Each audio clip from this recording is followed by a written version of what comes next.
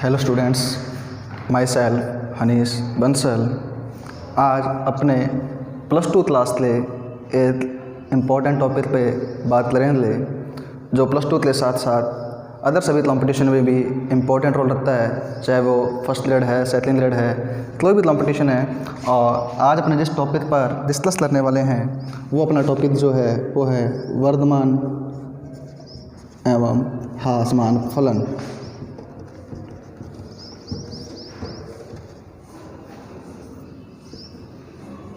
ये +2 क्लास में important topic है, उसी के साथ कंपटीशन में भी आते हैं वर्धमान एवं ह्रासमान फलन। तो अपने पहले वर्धमान के बारे में बात करते हैं। वर्धमान में अपने देख लेंगे एक तो वर्धमान और सेकंड निरंतर वर्धमान। अपने ज़्यादा डीप नहीं जाएंगे, जितना अपने हैं कंपटीशन में या +2 में उतना ही देख लेंगे वर्धमान और निरंतर वर्धमान। शॉर्ट में पहले ग्राफ से देखते हैं वर्धमान फलन क्या होते हैं। वर्धमान ऐसे फलन होते हैं, ग्राफ देखते हैं साथ में सुनते हैं। ऐसे फलन जो बढ़ने के साथ साथ वर्धमान इंक्रीज इंग्लिश में बढ़ रहे हैं। स्टार्टिंग यहाँ से धीरे धीरे बढ़ रहे हैं, बढ़ते बढ़ते बीच में स्थिर हो गए, अचर हो गए, फिर बढ़ने लगे। तो इस प्रकार के जो फलन है ये वर्धमान फलन है। मीन ये बढ़ते बढ़ते बीच में कहीं अचर भी हो सकते हैं, स्थिर हो सकते हैं। परंतु जो निरंतर वर्धमान है ये बीच में स्थिर नहीं होने वाले। ये निरंतर वर्धमान निरंतर बढ़ते जाएंगे, ये निरंतर बढ़ते जाएंगे, ये निरंतर वर्धमान। तो थोड़ा बहुत तो मिलता है, बस इतना ही अंतर है कि वर्धमान में बीच में अचर हो सकते हैं बढ़ते बढ़ते, परंतु निरंतर में हमेशा निरंतर बढ़ते ही जाएंगे, बीच में अचर नहीं होने वाले। अब अपने फॉर्मूला देते हैं, कैसे पता लगेगा। यदि अपने कोई भी फलन दिया हुआ है f(x), फलन कोई भी है f(x), यदि उस फलन का डेरिवेटिव, ये f' मतलब उसका डेरिवेटिव, उसका अवकलन, यदि वर्ग मतलब बढ़ाओ ग्रेटर देन 0 होने के साथ साथ इक्वल भी 0 होता हो कहीं बीच में। यदि किसी फलन का डेरिवेटिव अपने फाइंड करें, अपने डेरिवेटिव फाइंड किया, वो डेरिवेटिव 0 से बड़ा हो और बीच में कहीं किसी पॉइंट पर 0 भी होता हो, तो ऐसे फलन तो वर्धमान है। और यदि वो जो डेरिवेटिव है वो हमेशा 0 से बड़ा ही रहे, बीच में किसी भी पॉइंट पर कहीं भी 0 नहीं हो, तो वो है निरंतर वर्धमान। अब इसी प्रकार से ह्रासमान, ऐसा फलन जो ह्रासमान लटता जाए, बीच में कहीं स्थिर हो जाए, फिर लटता जाए, ये ह्रासमान है। इसमें जो डेरिवेटिव रहेगा, क्योंकि बीच में अचर भी तो हो रहा है, और जहाँ बीच में अचर होता है वहाँ लेस देन के साथ साथ इक्वल भी रह सकता है 0। और इसी प्रकार से सिमिलरली निरंतर ह्रासमान, निरंतर में निरंतर हमेशा लगातार डिक्रीज होगा। इसमें जो f' है वो लेस देन 0 रहेगा, इक्वल 0 नहीं सकता। तो ये 4 प्रकार से बताने होते हैं कि वर्धमान है, निरंतर वर्धमान है, ह्रासमान है, निरंतर ह्रासमान है। अभी इसमें बात ली तो ये x के मानों पर निर्भर करते हैं, according to value of x। जैसे कि अपने एक एग्जाम्पल ग्राफ में देते हैं, अपना ये फलन है sin x। अब sin x का अपने ग्राफ बनाते हैं।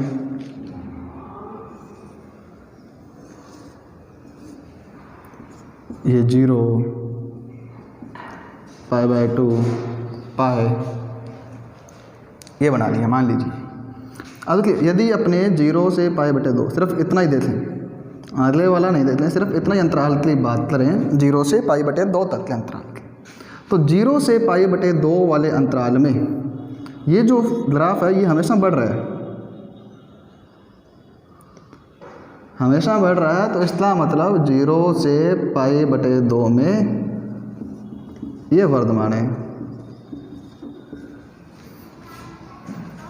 और ये हमेशा बढ़ रहा है, बीच में यहाँ कहीं भी जीरो नहीं होने वाला।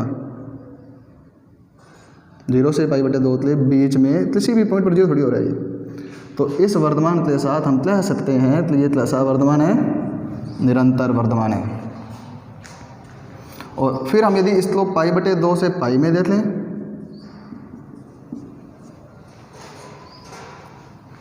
π/2 से पाई में, तो इसमें ये देखो कंटिन्यू डिक्रीज हो रहा है,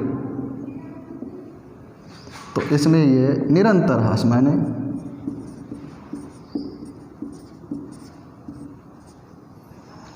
तो बीच में कहीं जीरो भी नहीं होगा। अब यहाँ पर यदि हम डायरेक्ट कह देते हैं 0 से पाई, तो 0 से पाई में कुछ दूर तो ये बढ़ा, फिर कुछ ये घटा, तो इस पूरे अंतराल में न तो ये वर्धमान है न ह्रासमान, पूरे अंतराल की बात करें तो। पर इसको दो हिस्सों में बांट दे तो हम बता सकते हैं कि 0 से π/2 तक तो ये बढ़ रहा है, निरंतर वर्धमान है, π/2 से पाई तक कम हो रहा है, निरंतर ह्रासमान है। परंतु पूरे में बात करें तो पूरे में वर्धमान भी ह्रासमान, मतलब न तो वर्धमान न ह्रासमान। क्लियर नहीं हो पा रहा कि वर्धमान ह्रासमान, तो न तो वर्धमान न ह्रासमान। यदि इसका सोल्यूशन ऐसे करते तो इसको हम कह देते एफ कह देते, तो हम इसका बताते डेरिवेटिव। हमें पता है कि derivative of sine x is cos x। अब इस cos x की बात अपने दो अंतरालों में करते हैं। एक हमारे पास 0 से π/2 है और एक हमारे पास π/2 से पाई है। 0 से π/2 हमें पता है कौन सा क्वाड्रेंट है, फर्स्ट, और π/2 से पाई कौन सा है, सेकंड। और फर्स्ट के अंदर सारे ही ट्रिग्नोमेट्री पॉजिटिव होते हैं, तो cos x कैसा है, पॉजिटिव है। और cos x का मतलब कौन है, cos x derivative f'(x), positive का मतलब ग्रेटर देन 0 है। इसमें कहीं भी ये 0 नहीं हो सकता, क्योंकि ये 0 होता है π/2 पर, तो π/2 तो हमने शामिल नहीं किया ना, ओपन इंटरवल है, π/2 शामिल थोड़ी है। तो 0 से π/2 के बीच तो ये 0 होता ही नहीं होता, तो ये यहाँ पर कैसा है, निरंतर वर्धमान। और यही कॉन्सेप्ट हमने पढ़ा है कि यदि डेरिवेटिव ग्रेटर देन 0 रहे तो निरंतर वर्धमान। इतना 0 तो हो ही नहीं रहा बीच में इतना ही। और सेकंड क्वाड्रेंट में जो cos x है वो हमने पढ़ा हुआ है, नेगेटिव होता है। नेगेटिव होता है तो जो f'(x) वो लेस देन 0 हो गया, इसलिए बीच में भी कहीं पर भी वो 0 नहीं हो सकता, तो निरंतर ह्रासमान।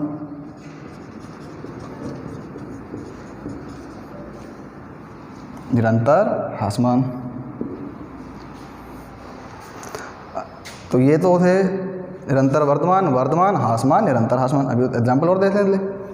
इसी के साथ में यहाँ पर एक इम्पॉर्टेंट कॉन्सेप्ट भी लगता है,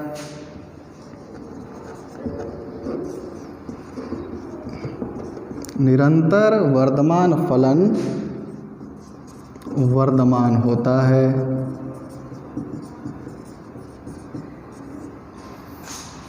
उल्टा नहीं हो सकता कि जो वर्धमान है वो निरंतर वर्धमान हो, नहीं। जो निरंतर वर्धमान है, जैसे कि मेरा ये फलन यहाँ पर निरंतर वर्धमान है, तो इसे वर्धमान भी ले सकते हैं। क्यों? क्योंकि ये वर्धमान की इस शर्त को तो सेटिस्फाई कर रहा है ना कि f'(x) ग्रेटर देन 0 हो तो वर्धमान होता है ना। तो निरंतर वर्धमान जो फलन होते हैं वो वर्धमान भी होते हैं। ऐसे ही जो निरंतर ह्रासमान होते हैं उन्हें ह्रासमान भी बोल सकते हैं, परंतु उल्टा नहीं बोल सकते कि जो फलन हमारा वर्धमान है उसे हम निरंतर वर्धमान बोल दें, नहीं। निरंतर वर्धमान जो फलन है वो वर्धमान फलन की शर्त को भी संतुष्ट करता है, तो इसलिए निरंतर वर्धमान फलन वर्धमान होता है और निरंतर ह्रासमान फलन भी ह्रासमान होता है, परंतु इनका विलोम सत्य नहीं है। ठीक है, अब अपने एक एग्जाम्पल और देते हैं। यहाँ आप ये नोट कर लीजिए, इतने स्क्रीनशॉट ले लीजिए, अपने एक दो एग्जाम्पल और देते हैं।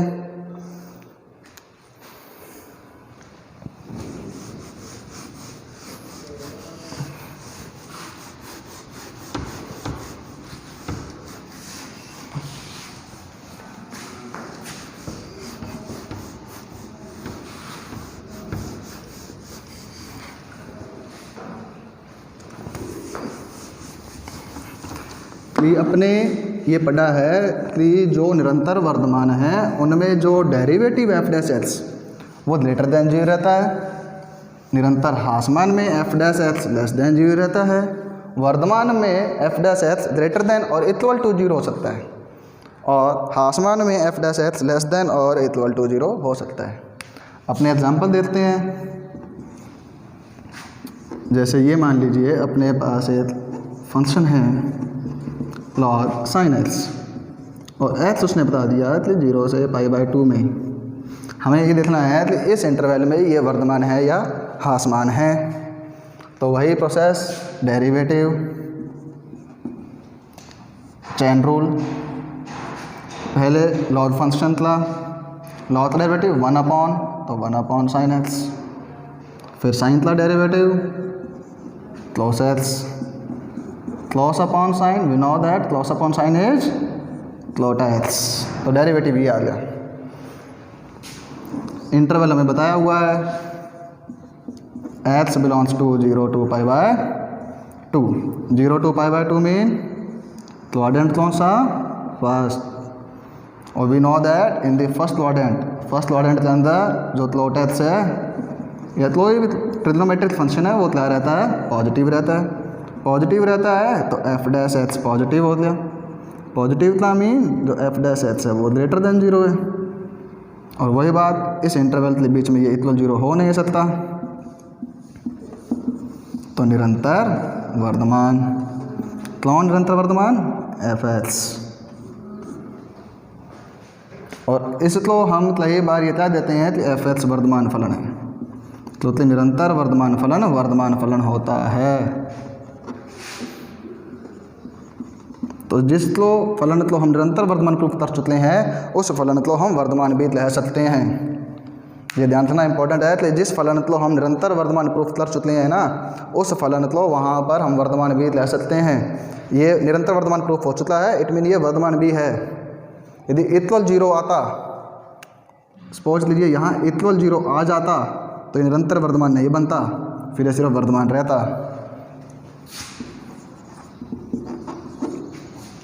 और एग्जांपल देखते हैं अपने पास। x² - 2x + 3 x less then 1 बताया है उसने, इंटरवल भी लेस देन 1 है। तो डेरिवेटिव देखते हैं। Derivative of x² is 2x - 2, 2 common आ गया, x - 1। अब वहाँ से वैल्यू पुट करके चेक कर सकते हैं अपने। x लेस देन 1 कोई भी वैल्यू पुट करके चेक कर लीजिए। लेस देन 1 में एग्जांपल मान लीजिए 0, 1/2, कोई भी पुट कीजिए। ये वैल्यू यहाँ से यहाँ तक कौन से मिलने वाली है? नेगेटिव। ये तो पॉजिटिव। तो ओवरऑल आंसर क्या मिलेगा? एफ डैश एक्स नेगेटिव मिलने वाला है। 0 पुट कीजिए, 0 - 1 negative, half 1/2 - 1 -1/2 negative. F dash x negative मतलब लेस देन 0 तो आ गया। अब क्या लेस देन 1, हमें पता है कि ये 0 कौन से पॉइंट पर होगा? एक्स 1 पुट करने पर, और किसी पर तो 0 होने वाला है नहीं, और 1 हमारे पास है नहीं, तो ये 0 होने वाला नहीं है। 0 नहीं होने वाला तो निरंतर हासमान एफ एक्स, और निरंतर हासमान है तो हम कह सकते हैं कि एफ एक्स हासमान भी है।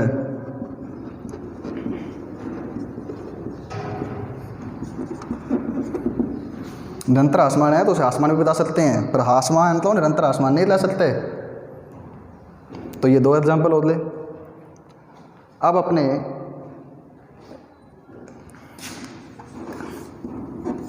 एग्जाम्पल फर्स्ट आप नोट कर लीजिए चेक करने के लिए। x - 1 e⁻x + 1 x greater than 0। x greater than 0 के लिए आपको ये बताना है कि ये जो फलन है वो निरंतर वर्धमान है या निरंतर हासमान है, या वर्धमान है या हासमान है। चेक करते हैं।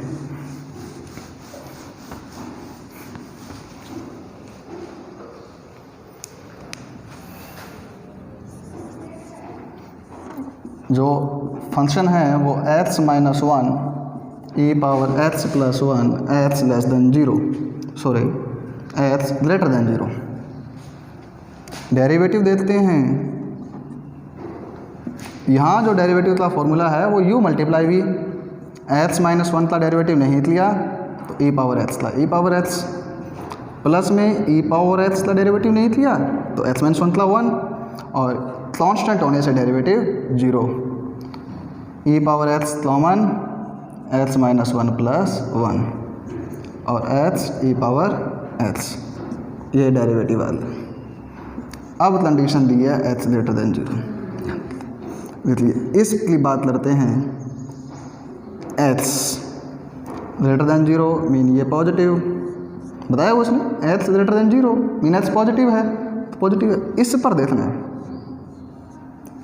ये हमारा क्लासा है एक्सपोनेंशियल चर घातांकी फलन।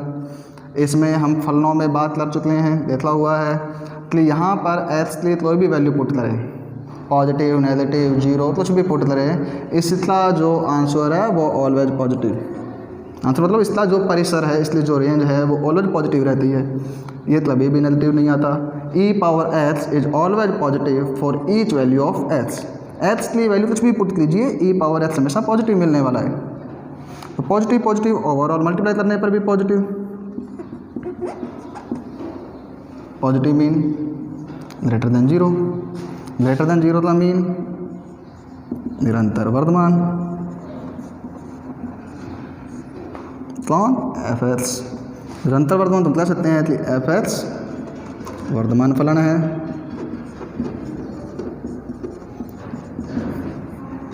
because we know that each increasing stately increasing function is always increasing, कि प्रत्येक जो निरंतर वर्धमान फलन है वो वर्धमान भी होता है। ठीक है, आज अपनी इतने देख लेंगे, नेक्स्ट वीडियो में अपने बात करेंगे कि जब अपने तो कोई फंक्शन दिया हो तो अपने इतने से बताएं कि इस इंटरवल में वो वर्धमान है, इस में हासमान है। ये तो अपने बेसिक देखा था, तो चैनल को सब्सक्राइब कीजिए ताकि आने वाली वीडियो के बारे में आपको पता लगता रहे, और सब्सक्राइब के साथ ही बेल आइकन के बटन को भी प्रेस कीजिए।